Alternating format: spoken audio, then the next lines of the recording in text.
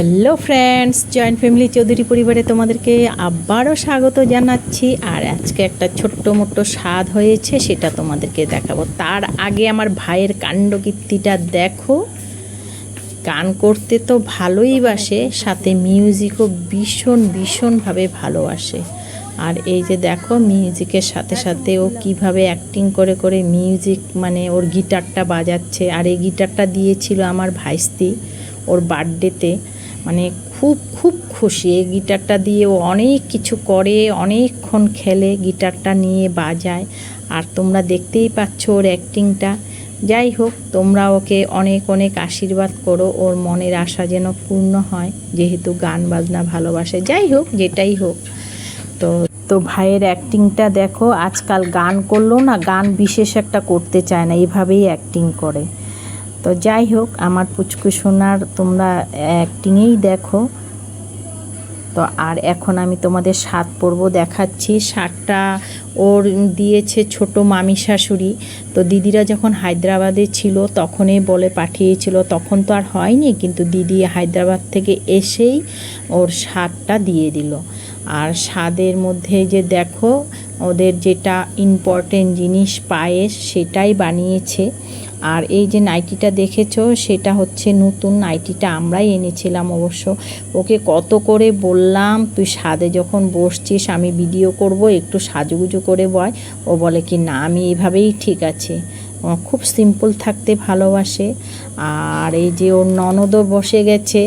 ওদের মধ্যে নিয়ম আছে, মানে ছেলের ভাই হোক বা বোন হোক, বা মেয়ের ভাই হোক বা বোন হোক, বসে যে পায়েসটা বানায়, সে পায়েসটা নাকি যার স্বাদ তাকে 3বার করে খাওয়াতে হয়। এটা ওদের নিয়ম অবশ্য।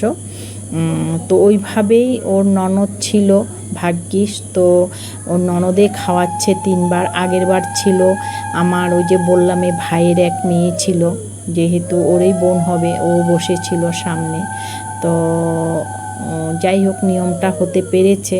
আর এইদিকে দেখো, পায়েসটা খেয়ে আমার মেয়ে মুখ নাড়াচ্ছে, কিন্তু ওই বলেছিল যে পায়েস বেশি আমাকে দেবে না, ও মিষ্টি জিনিস খেতে কিন্তু একদমই ভালোবাসে না, তো অল্প করে দেবে। দিদি কিন্তু অল্প করেই বানিয়েছে। তো সেটা নিয়ে হাসাহাসি করছিলাম যে তুই বলছিলি যে পায়েসটা খুব কম বানাতে, কম দিতে, তো কম দিয়েছে, তুই এখন কম খাবি। এত ভালো হয়েছে, এখন সবাই কাড়াকাড়ি লেগে যাবে। তো জানোই, তোমরা বুঝতেই পারো, যে জিনিসটা ভালো হয় সেটা নিয়ে কাড়াকাড়ি হয়, আর যেটা একটু খারাপ হয় তখন থেকে যায়, যে কোনো জিনিসই হোক না কেন। তো যাই হোক, ওদের প্রথম মানে যেটা নিয়ম, ননদে যেটা খাইয়ে দেয় সেটা তো খাওয়া হয়ে গেল নিয়মটা। আর এদিকে দিদি অনেক কিছুই বানিয়েছে নিজের হাতে। যে পোলাও বানিয়েছে, তারপর বানিয়েছে পটল ভাজা, মিষ্টি কুমড়ো ভাজা, বেগুন ভাজা, কাঁকরোল ভাজা, ভেন্ডি ভাজা, পনিরের তরকারি, তারপর হয়েছে মিষ্টি দিয়েছে সাথে, তারপর জিলাপি দিয়েছে। তো দিদির তবুও আফসোস ছিল যে আমি চিপস টিপস চকলেট কিছুই আনতে পারিনি, ওটা দিলেও ভালো লাগে। তো আমি বলছি যে এত দূর থেকে এসে এত তাড়াহুড়ো করে দেওয়া, কারণ সময়ও ঘনিয়ে আসছে, তো কোনো ব্যাপার না, যেটা দিয়েছ অনেক। তো মেয়ে এখন পোলাও খাচ্ছে, আমরাও খেয়েছিলাম, খুব টেস্ট হয়েছিল কিন্তু। আর আজকে দেখো, জামাইও অফিস থেকে এসে গেছিলো, আর আমাদের পুচকুটাও মিডিলে বসেছে। সুন্দর, ওরা 4জন বসেছে, আমরা একটু পরেই বসেছিলাম। খুব ভালো লাগছে দেখতে। তো মেয়ে বলছে একটা ফটো উঠিয়ে রাখো। অনেক দিন পর মানে আমাদের দুজনের মাঝখানে আমাদের পুচকুসোনাটা বসেছে। দেখো, ভালোই লাগছে, অনেক দিন পর এইভাবে বসেছি। তো যাই হোক, তোমরা দেখতে থাকো। একটা ছোট্ট মোট্ট স্বাদ হয়েছে, কিন্তু ডার্লিং খেতে বসে গেছে। দেখেছো কিভাবে বসেছে? মাম্মা পাপার মাঝখানে গিয়ে বসেছে। অন্নপ্রাশনায় মামা ভাতের পর এই ভাত উপরে হয়েছে। হ্যাঁ, এই যে মামা ভাতে বসেছিল, আমরা বসেছিলাম। ওটা ডার্লিংকে বলো তো, ডার্লিং আমিও খাচ্ছি। বলো ডার্লিং আমিও খাচ্ছি। কিন্তু ওর ছোট্ট মামি শাশুড়িও দিয়েছিল অবশ্য ওকে সাথ, কিন্তু সেই ভিডিওটা আমি উঠাতে পারিনি কারণ আমি তখন তিনসুকিয়ায় ছিলাম, সেই জন্য আমি উঠাতে পারিনি।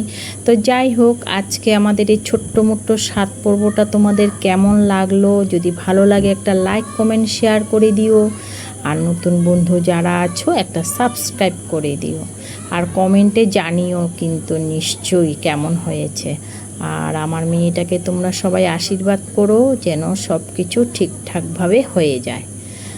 আর আজকের জন্য এতটুকুনি, পরবর্তীতে আরেকটা নতুন ভিডিও নিয়ে আসবো। তোমরা সবাই ভালো থেকো, সুস্থ থেকো, আনন্দ থেকো।